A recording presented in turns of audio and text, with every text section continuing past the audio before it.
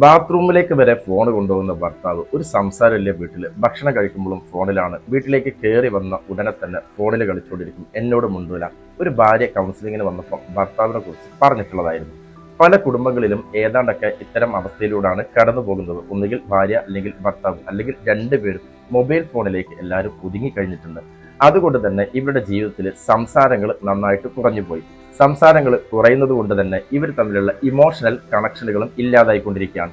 ഒരു മനുഷ്യന് തൻ്റെ ഉള്ളിലുള്ള ഇമോഷനുകളെ മറ്റൊരാൾക്ക് കൃത്യമായിട്ട് കൊടുക്കാൻ ഏറ്റവും കൂടുതൽ ഉപയോഗിക്കുന്ന ഒന്നാണ് സംസാരം എന്നുള്ളത്.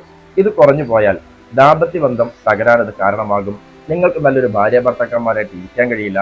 അതുമാത്രമല്ല, മക്കളോട് നല്ലൊരു അച്ഛനും അമ്മയുമായിട്ട് നിങ്ങൾക്ക് സ്നേഹത്തോടെ പെരുമാറാൻ കഴിയില്ല. നിങ്ങൾ തമ്മിൽ സ്നേഹിക്കുന്നത് മക്കൾക്ക് കാണാൻ കഴിയില്ല. നാളെ അവർക്ക് നല്ലൊരു അച്ഛനമ്മമാരായിട്ട് നിൽക്കാനും കഴിയില്ല. ഇങ്ങനെയൊക്കെയുള്ള ഒരുപാട് പ്രശ്നങ്ങൾ ഇതുകൊണ്ട് ഉണ്ടാകുന്നുണ്ട്. ഈ മൊബൈൽ ഫോണ് പലരിലും അഡിക്ഷനായിട്ട് മാറുന്ന അവസ്ഥകൾ ഉണ്ടാകാറുണ്ട്. കൃത്യമായ പ്രൊഫഷണലിന്റെ സപ്പോർട്ടോടെ ഇതിൽ നിന്ന് മറികടക്കാൻ കഴിയും. അതുപോലെ തന്നെ ചിലർ മോശമായ രീതിയിലുള്ള വീഡിയോകൾ കാണുന്നതിൽ, അല്ലെങ്കിൽ ഈ ഭാര്യയും ഭർത്താവും തമ്മിലുള്ള കണക്ഷൻ നന്നായിട്ട് കുറഞ്ഞു പോയതിന്റെ പേരിൽ മൊബൈലിലേക്ക് ഒതുങ്ങി പോകുന്നവര്, ഇങ്ങനെയൊക്കെ ഉണ്ടാകാറുണ്ട്. എന്താണോ നിങ്ങളുടെ ജീവിതത്തിലെ പ്രശ്നങ്ങളെന്ന് കണ്ടെത്തുക. മൊബൈൽ ഫോൺ ഒരിക്കലും നിങ്ങളുടെ വീട്ടിലെ വില്ലനായിട്ട് മാറാതിരിക്കുക. നിങ്ങളുടെ കുടുംബ ബന്ധത്തെ മുന്നോട്ട് കൊണ്ടുപോകാൻ സംസാരങ്ങൾ നിങ്ങൾ അധികരിപ്പിക്കുക.